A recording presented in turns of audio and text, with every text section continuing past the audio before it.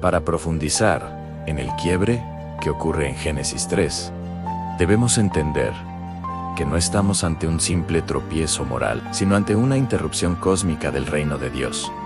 ¿Cómo explica Graham Goldsworthy en su obra Evangelio y Reino? El Edén era el patrón perfecto del gobierno divino, el pueblo de Dios, en el lugar de Dios, viviendo bajo su palabra. En el capítulo anterior, vimos la revelación de Yahvé Elohim, el Dios Q de el pacto que camina con el hombre. Sin embargo, aquí vemos el intento de la criatura por derrocar esa autoridad. Esta transición representa el paso de la teonomía, donde Dios es la ley, a la autonomía, donde el hombre pretende ser su propia ley. El asalto de la serpiente es, en esencia, un golpe de estado contra la soberanía del Creador. El texto introduce a la serpiente como astuta, utilizando el término hebreo RM. Es fascinante notar que esta palabra es un juego de palabras con rum, m, que significa desnudos. Mientras Adán y Eva poseían una desnudez inocente y transparente ante su Creador, la serpiente poseía una sagacidad orientada al engaño. John MacArthur señala que esta astucia se manifiesta en la capacidad de tomar la verdad y torcerla lo suficiente para que parezca una mentira. Aunque el nombre de Satanás no aparece aquí, la interpretación bíblica completa en Apocalipsis 12:9 identifica a esta criatura como el adversario que busca desestabilizar el orden pactual. La serpiente no ataca con violencia física, sino con el lenguaje, tratando de deconstruir la realidad que la palabra de Dios había establecido. Es la primera vez que se cuestiona la interpretación gramatical e histórica de los mandatos divinos, introduciendo una hermenéutica de la sospecha. El asalto comienza con la pregunta: ¿con qué Dios os ha dicho? Aronson Sproul explicaba que el objetivo no es solo la duda intelectual, sino la sospecha relacional. Al preguntar si Dios prohibió comer de todo árbol, la serpiente exagera la restricción para que Dios parezca un tirano. Es lo que Miguel Núñez identifica como la creación de una crisis de confianza. Si la criatura llega a creer que Dios le está ocultando algo bueno, la desobediencia se vuelve un acto de supuesta liberación. La respuesta de la mujer revela que la semilla ya ha germinado. Añade el mandato: ni lo tocaréis, una interpretación legalista que Dios nunca pronunció. Como advierte Sugel Michelin, cuando hacemos la ley de Dios más rígida de lo que es, terminamos por ver a Dios como un carcelero y no como un padre protector.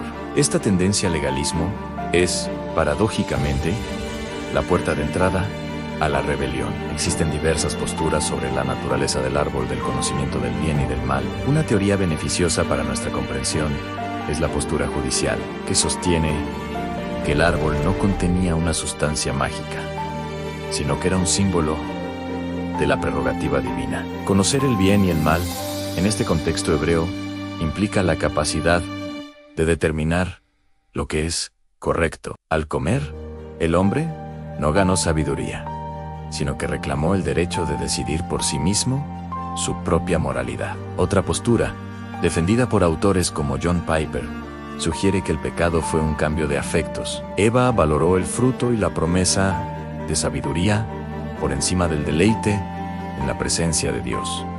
El pecado es, en esencia, preferir el regalo antes que al dador, una distorsión de la gloria de Dios en el corazón humano. La serpiente escala su mentira con un rotundo: no moriréis. Aquí nace la primera falsa teología, a la idea de que Dios es demasiado condescendiente como para juzgar, o que su palabra no es absoluta. Al negar el juicio, la serpiente ofrece una falsa divinidad: seréis como Dios.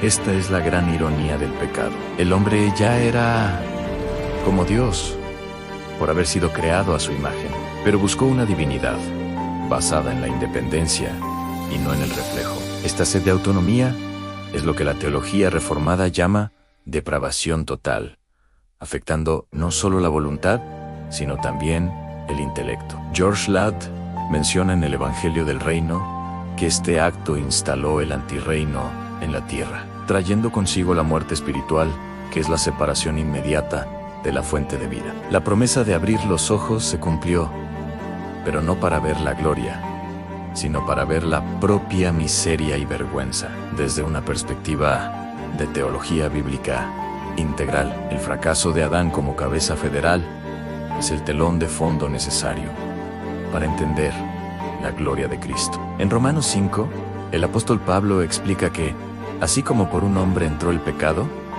por la obediencia de uno solo vendrá la justicia. El primer Adán falló en un jardín de abundancia, teniendo todo a su favor. El segundo Adán, Jesús, vencería al mismo tentador en un desierto de escasez absoluta. Mientras Adán dudó de la palabra de Dios, a pesar de la provisión divina, Cristo confió en ella, incluso en medio del hambre y la debilidad.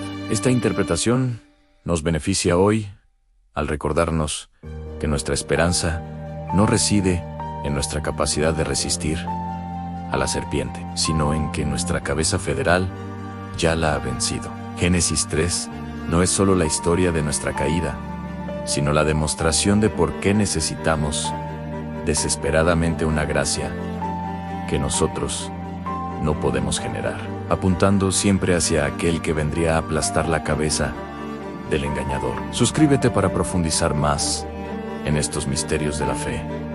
Dale like si te ha servido y deja tu comentario para seguir el debate.